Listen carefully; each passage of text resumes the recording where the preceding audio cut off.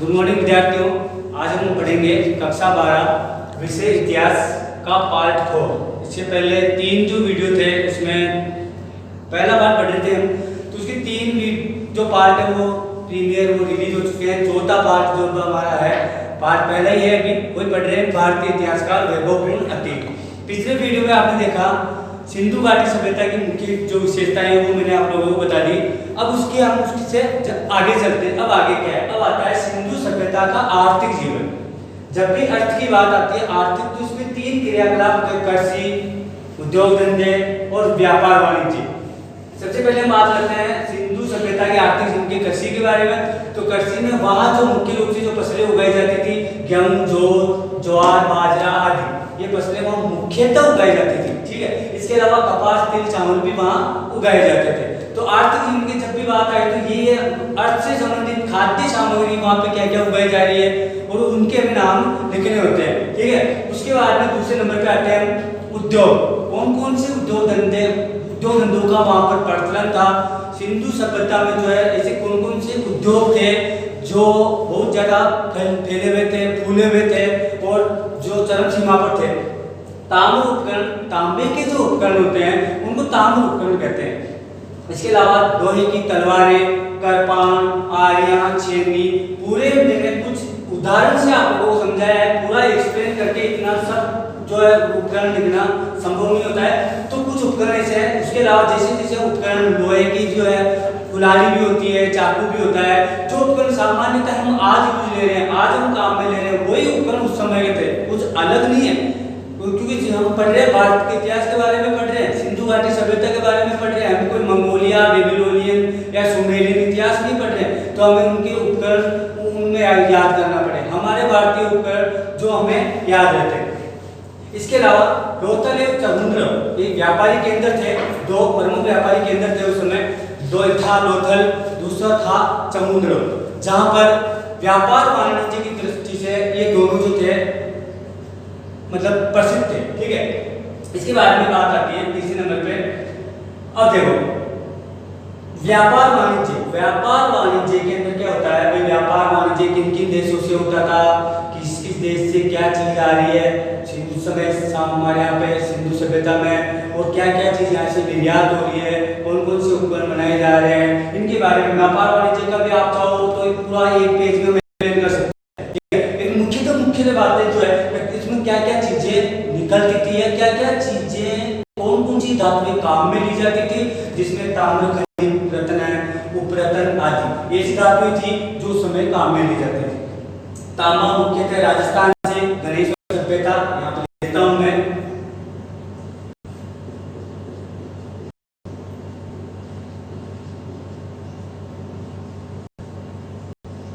तांबा राजस्थान गणेश्वर से मंगाया जाता था, और जैसा कि हम जानते हैं तांबा हमारे यहाँ खेतरी झुंझुनों में भी निकलता है, और गणेश्वर भी वही है, सिक्कर और झुंझुन के बीच का क्षेत्र है। ठीक है, तो इसके अलावा सोना मैसूर से मंगाया जाता था, कर्नाटका से। इसके अलावा विदेश में से ईरान भी था, अफगानिस्तान भी था, जहाँ से भी बहुत सारी बहुमूल्य धातुएं मंगाई जाती थी। गुजरात और महाराष्ट्र से भी अमूल्य बहुमूल्य पत्थर निकलते थे, जिसे हम नंगीनी कहते हैं, वो भी मंगाए जाते थे।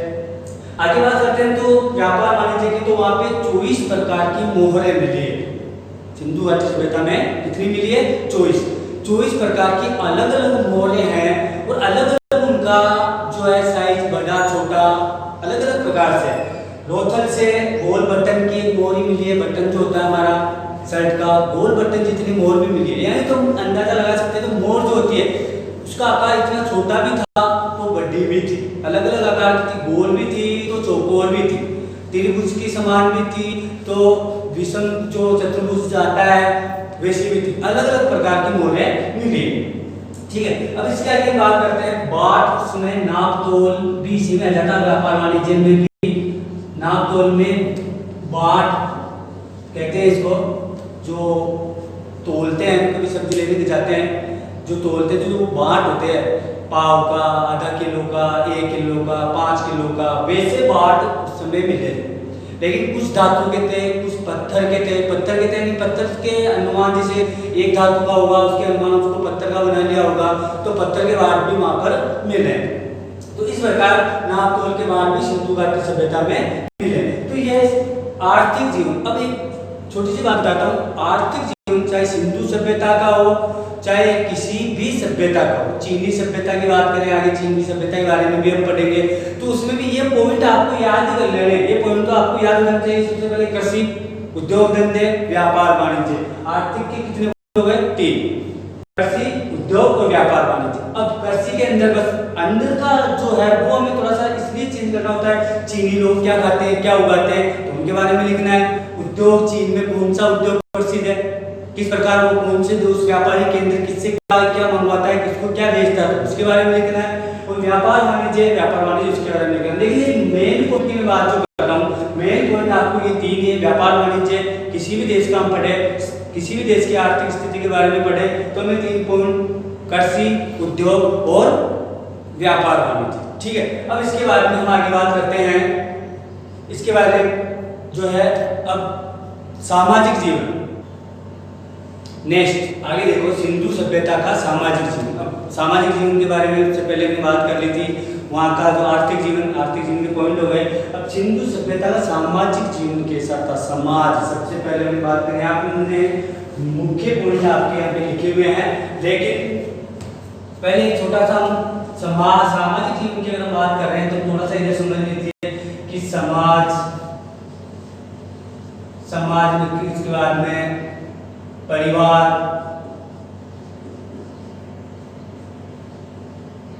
के बाद में वहाँ का जो परिवार के सदस्य मान लो, परिवार के बाद में उनका एक समूह, और ये सब मिलाकर क्या बनता है, परिवार, समूह पर मनुष्य, मानव,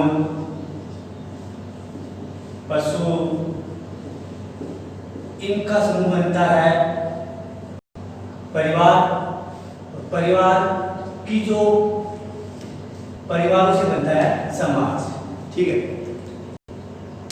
सामाजिक जीवन की बात करें, सामाजिक जीवन में देखो मानव और पशु, जहाँ पशु रहते हैं, मानव रहते हैं, एक अकेला मानव से समाज नहीं बनता, मानव से परिवार बनता है। परिवार के बारे में परिवारों का एक समूह बनता है, धीरे धीरे वो बड़ा होता रहता है, उसका आकार बड़ा होता है, फिर एक समाज का निर्माण हो जाता है और परिवारों से मिलकर बन जाता है समाज। अब समाज किसे कहते हैं, सीधा तरीका है कि समाज जो है, हम बात करें कि तुम कौन से समाज से हो, हम कौन से समाज से, वो वाले समाज की बात नहीं कर रहे हैं कि मैं हिंदू हूँ या मैं मुस्लिम हूँ, सिख हूँ, ईसाई हूँ, बौद्ध हूँ, नहीं, जाति से अलग नहीं, जाति से मतलब नहीं है। समाज का मतलब है एक ही तरह का खान पान हो, एक ही तरह का रहन सहन हो, एक ही तरह की संस्कृति हो। आज हम जिस समाज में रहते हैं तो हमारा खान पान एक ही तरह का होता है, रहन सहन, हमारा पहनावा, हमारी भाषा, हमारा जो है बोलने का तरीका, हमारे रीति रिवाज, हमारी जो उत्सव त्योहार वगैरह, ये सब मिला के कहलाता है समाज में आ जाता है सामाजिक जीवन। सामाजिक जीवन में सबसे पहले बात करा हमने खान पान के बारे में, तो सिंधु घाटी सभ्यता के बारे में जब हमने आर्थिक जीवन पढ़ा तो गेहूँ, जौ, चावल वगैरह, तिल, कपास उगाते थे, तो नेचुरल सी बात है वही खाते हैं। तो खान पान सामान्य सब जो था अभी हम खाते हैं, दाल, रोटी, चपाती, वो भी वही खाते होंगे, सीधा गेहूँ को तो खाते नहीं होंगे, ठीक है। दूसरे नंबर पे बात आती है वेशभूषा की, रहन सहन। वहाँ पे सिंधु घाटी सभ्यता से जो है कुछ सूती वस्त्र के कपड़े भी मिले हैं, ऐसा माना गया है, इतिहासकारों का कहना है। तो हो सकता है कि वो सूती कपड़े बुनना जानते होंगे, तो कपड़े सूती वस्त्र के पहनते होंगे, क्योंकि वो कपास उगाना जानते थे। तो कपास क्या काम में आती होगी, सूत की कटाई करके कपड़े बनाते होंगे। उसके बाद में रहन सहन जैसा कि हम रहते हैं, वो रात को सोते होंगे, दिन में अपने नित्य क्रियाकलाप करते होंगे, मेहनत मजदूरी करते होंगे, कृषि के कार्य, पशुपालन वगैरह करते होंगे। वेशभूषा के बारे में बात होगी। कला एवं संस्कृति पर जो है ज्यादा प्रकाश भी डालना चाहूँगा, क्योंकि ज्यादा उसके बारे में, संस्कृति के बारे में ज्यादा बताया नहीं गया है, कला के बारे में ज्यादा बताया नहीं है। धार्मिक जीवन का हम अलग पढ़ेंगे, आर्थिक जीवन में हमने अलग पढ़ा, तो वो सब मिला के उनकी एक संस्कृति हो गई। और संस्कृति में एक जरूर बात करना चाहूँगा, उनकी सबसे अच्छी बात है, वहाँ ज्यादा औजार नहीं मिले। सबसे बड़ी बात है, हड़प्पा और मोहनजोदड़ो सभ्यता की ज्यादा औजार नहीं मिले वहाँ पर। तो इसका एक है वो समाज कैसे चल रहा था, न तो वहाँ प्रजातंत्र था, न वहाँ राजतंत्र था, था, राजा का भी शासन नहीं था, तो अभी की तरह लोकतंत्र भी नहीं था, भाई जनता किसी को चुनती थी। वहाँ चल रहा था समाज तंत्र, सभी समाज मिलकर अपने जो है नियम कानून कायदे बनाते थे, उसके अनुसार कार्य करते थे। तो समाज वो धर्म पोषित संस्था या राज पोषित संस्था नहीं थी। कोई धर्म के बारे में भी इतना ज़्यादा नहीं है कि कोई वहाँ पे किसी धर्म का वहाँ पे जो है वो रहा होगा और वो धर्म के अनुसार चल रहे होंगे, नहीं। वो समाज एक इकाई थी और समाज के सदस्य ही जो वर्गजन होते थे, जो परिवार के मुखिया होते थे, वही पूरे परिवार को चलाना थे और उनको अपनी मर्यादाएं और उसके बारे में जो है नियम कानून कायदे बताते थे। ठीक है, अब हम बात करते हैं धार्मिक जीवन की। सिंधु सभ्यता का आर्थिक जीवन हो गया, सामाजिक जीवन हो गया। अब हम बात करते हैं धार्मिक जीवन की। क्या क्या धार्मिक जीवन, मुख्य पॉइंट्स मैंने यहाँ लिखे हैं। ठीक है, इसकी व्याख्या है धर्म में वृक्ष, जल एवं पशु पूजा। वृक्ष की पूजा करते थे, पीपल बरगद की, नीम की भी वो पूजा करते थे, जल को भी उन्होंने देवता माना है और पशुओं को भी माना। बहुत सारी मोहरें मिली है, उसमें पशुओं की चिन्ह मिले, तो इससे इन्हें लगता था पशुओं से उनको इतना लगाव था और शायद हो सकता है पशुओं की पूजा भी करते हो। फिर मातृ देवी की उपासना दूसरा है। बहुत सारी मोहरों पे मातृ देवी के चित्र मिले हैं, तो मातृ देवी के चित्र से भी हमें ये कयास, ये अंदाजा लगा सकते हैं कि वो मातृ देवी की उपासना भी करते थे। पशुपतिनाथ की पूजा, एक वहाँ पे मोहर मिली जिसमें भगवान शिव पशुपतिनाथ जो है एक पद्मासन की अवस्था में विराजमान है उस मोहर पे, जिसपे चंद्रमा दिखाया गया है। वो थोड़ा सा भगवान शिव को पद्मासन की मुद्रा में उसके आसन में दिखाया गया है, तो ऐसा माना जाता है कि शायद वो भगवान शिव के बारे में भी अच्छी तरह से जानते होंगे और पशुपतिनाथ की पूजा भी करते होंगे। फिर है लिंग की पूजा। लिंग की पूजा, शिवलिंग की पूजा की हम बात करते हैं। बहुत सारे जो छोटे छोटे लिंग जो है आकार के मिले हैं, जो है मिट्टी के बने हुए या धातु के बने हुए हैं, वो शिवलिंग है, तो वो शिवलिंग की पूजा भी करते थे। योगी मुद्रा में विराजमान है कोई, उसकी भी पूजा। अब बात करते हैं मोर की। जैसा कि मैंने पहले बताया कि वहाँ पे मोर मिली, ऐसी बहुत सारी मोहरें मिली है, लेकिन एक मोर पे एक तरफ हाथी और बाघ विराजमान है, तो दूसरी तरफ गेंडा व हिरण है। यानी एक तरफ हाथी और बाघ को दिखाया गया है और दूसरी तरफ जो है गेंडा एवं हिरण। ध्यान दीजिए, हाथी और बाघ और उधर है गेंडा एवं हिरण। यानी इन जानवरों का भी उन्होंने विभाजित किया है। जानवरों, दो जानवरों की इस मोर इधर दिखाया गया है और दो बाकी जानवरों को मोर के उधर दिखाया गया है। ठीक है, आगे हम हाँ इसके आगे देखिए, सिंधु सभ्यता के राजनीतिक जीवन के बारे में हम बात कर लेते हैं।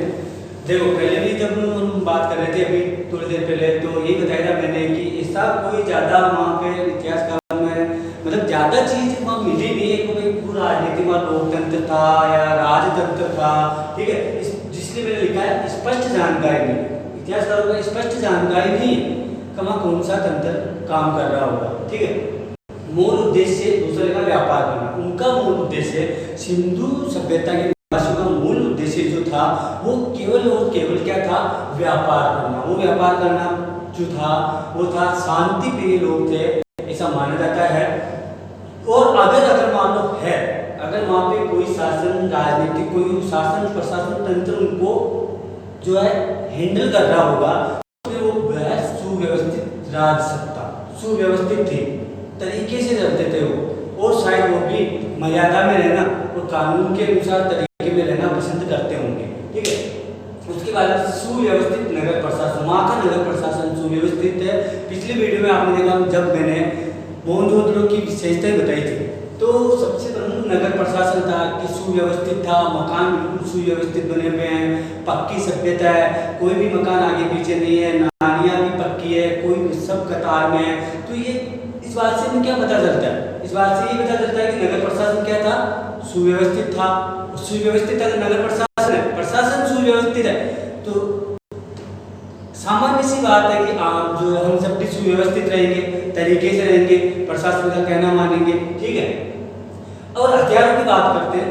हथियार मिले, ऐसी बात नहीं हथियार बिल्कुल नहीं मिले, मिले भी। एक देखो, कांसे की आरी मिली है, तांबे की तलवारें मिली है, कटारे, चाकू, बाण ये मिले, लेकिन केवल इन हथियारों के मिलने से हम इस बात का अंदाजा नहीं लगा सकते कि वो ये सामग्री किसी युद्ध में या लड़ाई झगड़े में काम लेते होंगे, क्योंकि ये सामान्य हथियार है जो हमारे घर पर भी जो सामान्य घर पर भी आसानी से मिल जाते हैं और ये दूसरे कार्य में भी काम आते हैं, जरूरी नहीं है कि लड़ने के ही काम हो। ठीक है, उसके बाद में सुव्यवस्थित नगर नियोजन की बात पहले ऊपर डाल चुका है। ये वापस देखा स्वच्छता के बारे में, जब उन्होंने स्वच्छता के बारे में, यानी उनको साफ सफाई पसंद थी और वो साफ सफाई अच्छे तरीके से वो रहना पसंद करते थे। ठीक है, क्योंकि जिस प्रकार पिछले वाले पॉइंट में देखा था हमने पिछले वाले जो वीडियो में, थर्ड वाले वीडियो में, जो गंदे पानी की निकासी की भी उत्तम व्यवस्था थी, यानी गंदा पानी तो उनके घरों का जो गंदा पानी है, स्नान घरों का गंदा पानी है, वो मतलब जो है बाहर की ओर जा रहा है, शहर से बाहर की ओर, शहरों के अंदर नहीं। आजकल की बात करें, नालियाँ टूटी हुई है, नालियों का पानी सड़क पे बह रहा है और हमारा वाहन जो है उसी के ऊपर से लेकर जा रहे हैं, ऐसा नहीं था। गंदे पानी की निकासी पूरा शहर के बाहर, जैसे हम बोलते हैं सीवरेज, कहीं पूरा कनेक्ट हो गया उसका, और लेकिन सीवरेज की व्यवस्था नहीं थी, वह अंदर नाली थी, नाली जाके बड़ी नाली में मिलती, बड़ी नालियाँ पूरी शहर से बाहर की ओर जाकर उस गंदे पानी को निकास होता था। तो ठीक है, ये था राजनीति से। उसके बाद में अब देखो, अब इसके आगे देखो, वैदिक काल से महाजनपद काल के बीच का समय, हमने अभी सिंधु सभ्यता पूरी पढ़ ली। सिंधु सभ्यता सामाजिक, आर्थिक, धार्मिक, राजनीतिक सब जीवन का हमने अध्ययन कर लिया अच्छे से, और आपको अच्छे से याद भी हो गया होगा, इसी में आशा करता हूँ। अब वैदिक काल से महाजनपद काल, सबसे पहले हम बात कर लेते हैं वैदिक काल और महाजनपद काल के बारे में। शॉर्ट में समझा रहा हूँ मैं, history of Sanskrit literature, McDonald ने ये पुस्तक लिखी है। उस पुस्तक में उसने संस्कृत भाषा की प्रशंसा की है। संस्कृत भाषा हमारी देव भाषा भी मानी जाती है, और हमारी उस समय जो लिपि थी, हमारी लिपि जो है ब्राह्मी लिपि है, ठीक है, और भाषा देव भाषा मानी जाती है संस्कृत। ठीक है, तो संस्कृत भाषा की प्रशंसा की थी मैकडोनाल्ड ने। और उसके बाद में हम आगे चलते हैं, तो हमारा उस समय में आर्य कहा जाता, तो आर्यों का प्राचीन ग्रंथ था ऋग्वेद। ऋग्वेद जो प्राचीन ग्रंथ है हमारे आर्यों का, ऋग्वेद में 10 अध्याय और 1028 सूक्त है, वो 10 में अध्याय है। ठीक है, और मंत्र तो लाखों में। ठीक है, अब वेद की बात करते हैं, तो वैसे शुरू से पढ़ते आ रहे हैं, 6th class, 7th, 8th, 9th, 10th, 11th, 12th में हो तुम, तो वेद में सबसे पहले ऋग्वेद आ गया, उसके बाद में अथर्व है, उसके बाद में सामवेद है, और एक अपना यजुर्वेद है। ठीक है, ये हमारे वेदों के और थोड़ा सा विषयों को व्याख्या की गई है, उनके लिए रचना की गई वेदांग, यानी उनको उपवेद भी बोलते हैं। क्या बोलते हैं उनको? उपवेद है ये वेद के अंग, लेकिन वेदों की टीका टिप्पणी के लिए इन्होंने कर दिया वेद का वेदांग, और ये 6, ये संख्या में 6 है, जिसमें शिक्षा है, व्याकरण है, छंद है, ज्योतिष है और कल्प है, ऐसे करके ये 6 वेद के अंग, वेदांग, वेदों का अंग माना जाता है, उपवेद भी कहते हैं, और ये संख्या में 6 वेदांग। अब हम वेदांत से जब हम आगे चल रहे हैं, थोड़ी बात हम अभी धार्मिक, हमारा जो आर्य संबंधित बात है, तो हल्की सी नॉलेज के हमारे सिलेबस में है, तो नॉलेज तो रहने होगा। उसके बाद में पुराणों की संख्या हमारे यहाँ 18 मानी गई। पुराणों की संख्या हमारे यहाँ 18 मानी गई है। उसमें मुख्य रूप से पुराण जो है, मत्स्य पुराण है, अग्नि पुराण है, विष्णु पुराण है, और एक पुराण तो आप जानते होंगे, गरुड़ पुराण, जिसका नाम ले लेते हैं हम। ठीक है, तो ये मुख्य वामन पुराण है। तो ये जो है, ये पुराणों की संख्या हमारे यहाँ पे 18 बताई गई है। इनमें क्या है, क्यों पढ़ रहे हैं हम? आप ये कहता हूँ, वेदों की बारे में कुछ जानकारी दे रहा हूँ, क्योंकि वैदिक काल से महाजनपद काल पढ़ रहे हैं। तो वैदिक काल का जो हम अध्ययन करेंगे, तो वैदिक काल के बारे में जानकारी में कहाँ से मिलेगी? वेदों से।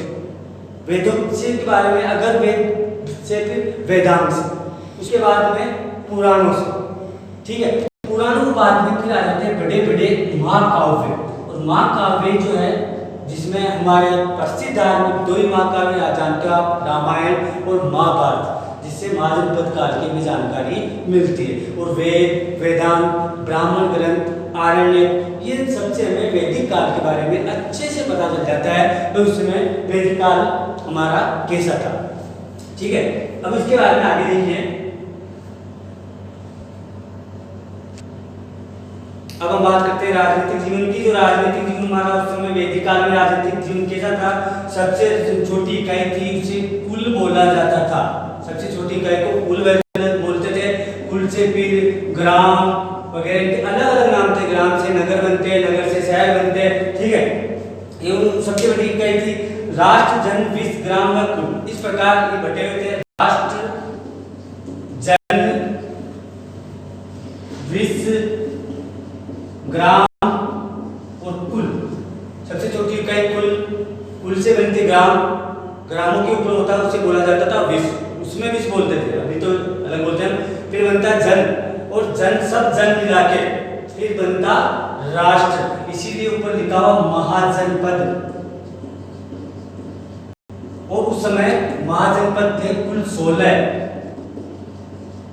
उस महाजनपद थे, और 16 महाजनपद से मिलाकर क्या बना? राष्ट्र। और राष्ट्र कौन सा था उस समय? हमारा भारत, जिसे बोलते थे आर्यावर्त। और यहाँ के रहने वाले क्या कहलाते थे? आर्य।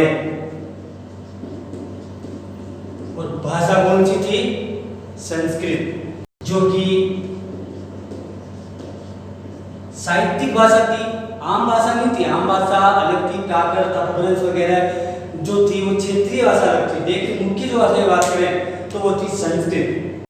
यहाँ के रहने वाले क्या जाते थे? आर्य। ये था आर्यावर्त, जो बनता था राष्ट्र। ये वैदिक काल की मुख्य विशेषताएं थी। इसके अलावा कुल का मुखिया कुलूप, ग्राम का मुखिया ग्रामणी, विश्व का अधिकारी विश्वपति, जन का मुखिया गोप, देश, राज्य, राष्ट्र कहा जाता था, जिसका मुखिया अलग अलग होता था। राजा का जो पद था यानी राजतंत्र, यहाँ पे नोटिस करने की बात, राजतंत्र शुरू हो गया था। और राजतंत्र में जो था राजा का पद था वो वंशानुगत, उसमें राजा का पद था वंशानुगत होता था। वंशानुगत यानी राजा का पुत्र राजा, वंशानुगत वो हो गया था उस समय। और उसके बाद में राजा जो है को प्रजा हित की शपथ लेनी पड़ती थी कि वो प्रजा के हित के कार्य करेगा, और उसके बदले में प्रजा राजा को कर देगी, टैक्स देगी, और उस टैक्स से राजा भलाई के कार्य करवाएगा, विकास के कार्य करवाएगा, लोक कल्याणकारी कार्य करवाएगा। और उस समय राजा जो होते थे मर्यादा होते थे, मर्यादित होते थे, और जन कल्याणकारी होते थे, लोक सेवक होते थे, वो जन कल्याणकारी कार्य करवाते थे। ऋग्वेद में एक जगह बार बार आप अगर कभी जानकारी मिलती है पढ़ते हो तो पंचजन नाम उल्लेख मिलेगा। उस समय पंचजन थे, 5 बड़े जन थे, जो नाम सुनिया, अनु, यदु, तुर्वस, पुरु एवं धुरिय, ये पंचजन थे। ऋग्वेद में बड़े युद्ध का उल्लेख मिलता है, जिसको 10 राज्य युग के नाम से जाना जाता है। एक प्रश्न पूछ लिया जाता है, कितनी बार पूछा गया है? 10 राज्य युग, 10 राज्य युद्ध। ये जो राजा सुदास एवं राजा सुदास तथा 10 जनों के राजाओं के बीच में लड़ा गया था।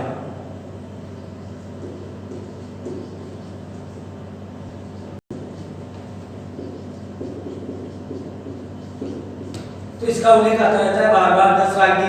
10 राज्य युद्ध किसके बीच में हुआ था? ये जो है राजा सुदास था। ठीक है, बता देता हूँ, ये राजा सुदास जो था कहाँ का था? भरत जन का राजा था। एक जन का नाम था भरत जन, राष्ट्र था मतलब राज्य होगा। भरत जन का सुदास इन 10 जन के राजाओं के बीच में ये युद्ध हुआ था, जिसे 10 राज्य युद्ध के नाम से भी जाना जाता है। ठीक है, आगे बात करते हैं। अब एक और चीज जो है इंपॉर्टेंट इसमें मैं बता देता हूँ तुम्हें। सभा एवं समिति, जैसा कि वर्तमान में संसद वगैरह ये पढ़ते हैं, ये भी आता है सभा एवं समिति में अंतर लिखिए। सभा एवं समिति,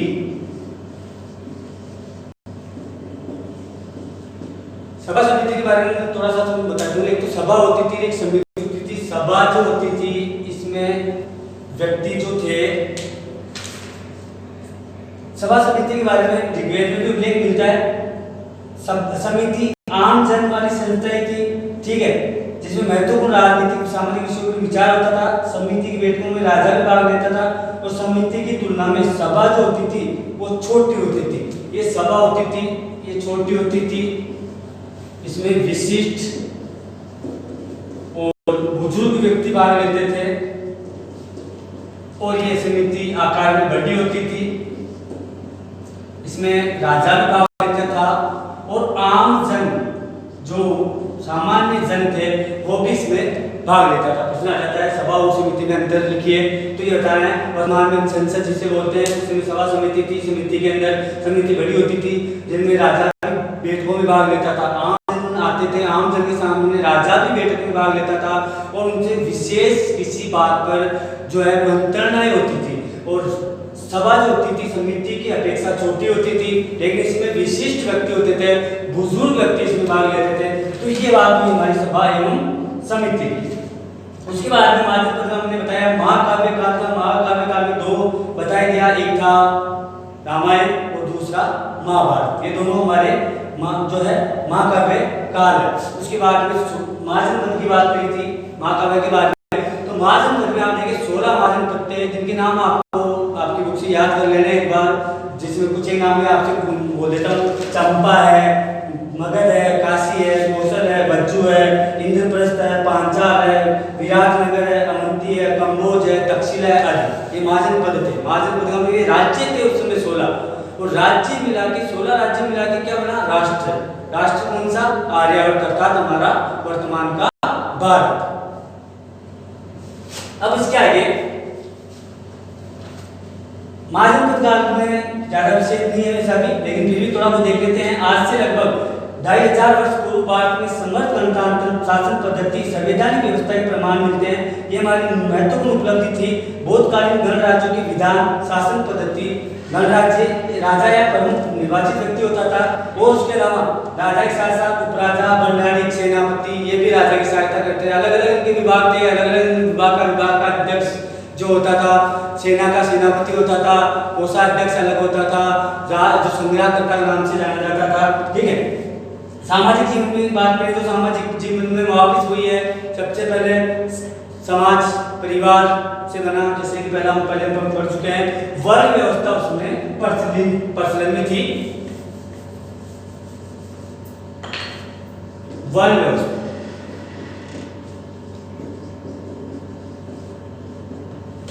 वर्ण व्यवस्था में देखो सबसे ऊपर जो थे वो ब्राह्मण,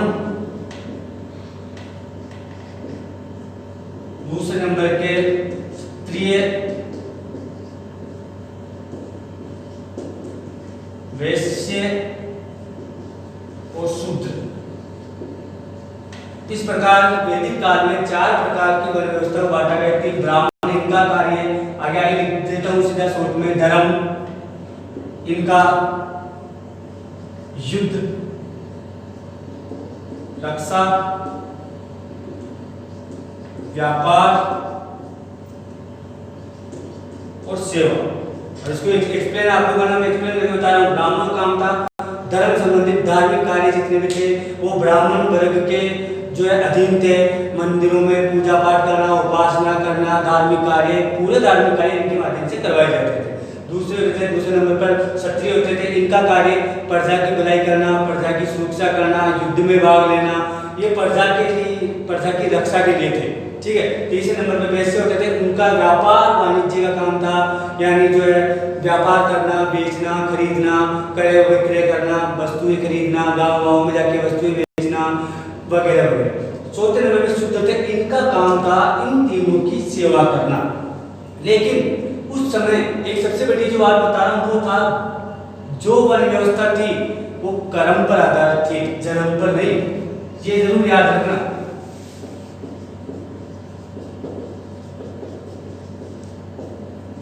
वर्ण व्यवस्था किस पर आधारित थी? कर्म पर, जन्म पे नहीं। मैं जैसे मैं जिस जाति से पैदा हुआ हूं तो मैं उसी जाति का हूं, नहीं। कर्म का मतलब होता है, अगर एक मैं एक उदाहरण समझाता हूँ। एक मानो एक किसान है, रामलाल उसका नाम है, उसके 4 बेटे होते हैं, या कोई भी व्यक्ति हो, ब्राह्मण, क्षत्रिय, वैश्य, शूद्र, 4 उसके बेटे होते हैं। एक बेटा जो है वो भगवान की भक्ति में लीन रहता है, उसको बस भगवान की स्तुति करना, केवल भगवान में खोए रहना, धर्म कर्म में, तो वो कौन सी वर्ग में माना जाएगा? ब्राह्मण कोटि का व्यक्ति हो गया। एक है जो अच्छा कष्टा है, मुस्टंडा है थोड़ा खाने पीने में और उसको युद्ध करने में, लड़ाई झगड़े करने में ज्यादा है, तो वो कौन सी कैटेगरी का माना जाएगा? क्षत्रिय। तीसरे नंबर का है जिसका दिमाग केवल पैसों के लिए चलता है, तो मुझे तो पैसा चाहिए, तो वो आ गया वैश्य। और चौथा ऐसा है जो बेचारा उन तीनों से अलग है, शांत है और उन तीनों का कहना मान लेता है और उनके लिए कार्य करता है, तो वो आ जाएगा शूद्र। तो याद कर रखना है, वर्ण व्यवस्था जन्म पे आधारित नहीं थी, वर्ण व्यवस्था किस पे आधारित थी? कर्म पर आधारित थी। जो जैसे कर्म करता था उसको उसी वर्ग का मान लिया जाता था, जन्म का नहीं था। जन्म की जो वो अपनी रूढ़िवादी ये हुई, ये बाद में हुई, धीरे धीरे हुई। जैसे जैसे जो जिस जाति में पैदा हुआ उसको उसी जाति का मान लिया गया, पहले ऐसा नहीं था।